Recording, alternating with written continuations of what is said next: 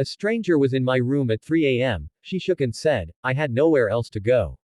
At exactly 3 in the morning, when the world feels thin and unreal, I woke up with the sharp certainty that I was not alone. The room was dark but not empty, heavy with a presence that did not belong to shadows or dreams. My heart slammed against my ribs as I sat up, eyes straining, breath caught somewhere between fear and disbelief.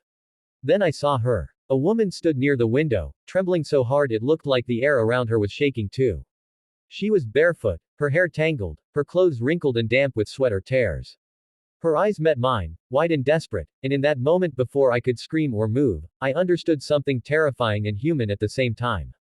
She was more afraid than I was. If you believe that kindness, even in moments of fear, can change lives and give people second chances, take a second to like this video, comment your thoughts, share it with someone who believes in humanity, and subscribe to the channel. Your support keeps these stories alive. My name is Ryan Halim, and until that night, my life was painfully ordinary. I worked long hours as a city records clerk, a job that paid the bills but never stirred my soul. I lived alone in a small apartment that caught the morning sun perfectly, the kind of place that felt safest in the daylight and loneliest after dark. Most days, my biggest struggle was deciding whether to eat leftovers or order takeout. I had lost my parents years earlier, drifted away from old friends, and learned to survive in a quiet bubble where nothing unexpected ever happened. That illusion shattered at 3 in the morning. The woman in my room looked like she had run through the night itself. Her arms were wrapped around her torso as if holding herself together was the only thing keeping her from falling apart. I noticed the faint bruises on her wrists, the red marks around her neck that looked like the echo of someone else's hands. Fear told me to run, to call for help, to demand answers. But another instinct, quieter and heavier, told me to stay still and listen. She didn't threaten me. She didn't move closer. She just stood there, shaking, as if she had already used up every ounce of strength she had left getting to this room. I reached for the lamp with slow, careful movements, turning it on until the room filled with soft yellow light. She flinched at first, then relaxed slightly, as though light meant safety. She kept her distance, eyes darting around the room like she expected someone else to burst in at any second. I realized then that she hadn't broken in to steal or harm. She had broken in to hide. In the quiet that followed, I became painfully aware of my own breathing, the hum of the refrigerator in the next room, the distant sound of traffic even at that hour. The city never truly sleeps, but it does soften, and in that softness, pain has a way of floating to the surface. I grabbed a blanket from the foot of my bed and gently placed it on the chair near her, then stepped back. She stared at it for a long moment before wrapping it tightly around her shoulders, as if the simple weight of it grounded her in reality. Her name, I would later learn, was Samira Qureshi. That night, I didn't know her name or her story. All I knew was that she had climbed through my unlocked window because every other door in her life had closed. She had been running from a place that was supposed to be home but had become a cage. She had wandered the streets for hours, afraid of the police, afraid of shelters, afraid of being found. When she saw my light still on, she took a chance that could have ended terribly for both of us. As dawn approached, the darkness outside slowly dissolved into gray.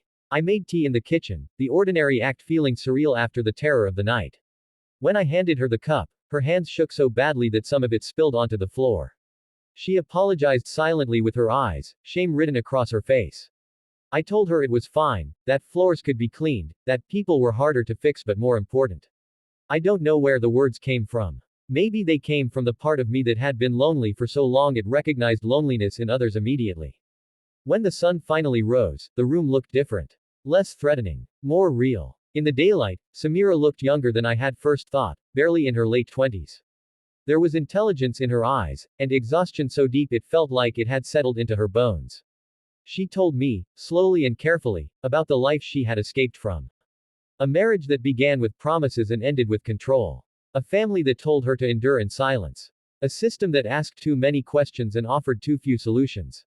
Every word she shared felt like another brick removed from the wall she had built around herself. I faced my own challenge then, one I had never prepared for.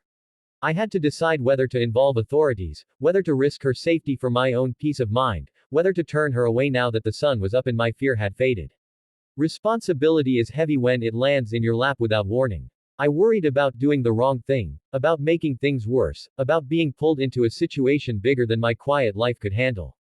But every time I looked at her, wrapped in my blanket, eyes still searching for exits, I knew I couldn't pretend she was a problem to be solved instead of a person to be helped. That day, I called in sick for the first time in years. We sat by the window as the city woke up fully, watching people hurry past with coffee cups and headphones, unaware that something fragile and life-changing was unfolding just a few floors above them. I helped her clean up, gave her fresh clothes that didn't quite fit but felt human. We made a plan, not a perfect one, but a real one. A women's support center across town, a counselor whose number I found after an hour of searching, a friend of a friend who knew legal aid resources. Each step forward felt like walking on glass, careful and painful, but necessary. As the hours passed, something shifted in both of us.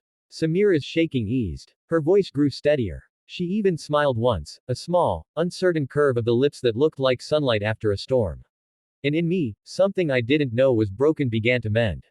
Helping her gave my life weight and meaning in a way my routines never had. I realized how insulated I had been, how easy it was to ignore the suffering around me when it didn't knock on my window at 3 in the morning. The days that followed were not simple or clean. There were setbacks, paperwork that went nowhere, appointments that were cancelled, nights when Samira woke up from nightmares, convinced she was being dragged back. There were moments when I doubted myself, when I wondered if I had overstepped, if my kindness was naive. But each morning, in the clear, honest light of day, we found reasons to keep going. She started therapy. She filed for protection. She laughed more, cautiously at first, then freely. Our relationship shifted from survival to something deeper, rooted in trust and shared humanity. We talked about dreams that had been buried under fear. She wanted to finish her education, to work with children who felt trapped the way she once had. I admitted that I didn't know what I wanted anymore, only that I wanted my life to matter. In helping her rebuild, I began to rebuild myself. Months later, Samira moved into a small place of her own, flooded with sunlight and painted a hopeful shade of blue. On the day she left my apartment for the last time, we stood in the doorway, both of us aware of how much had changed since that terrifying night. She was stronger, standing taller, her eyes clear. I was no longer just a man passing through his days untouched. I had learned that courage doesn't always roar, sometimes it shakes, barefoot and terrified, asking for help in the middle of the night.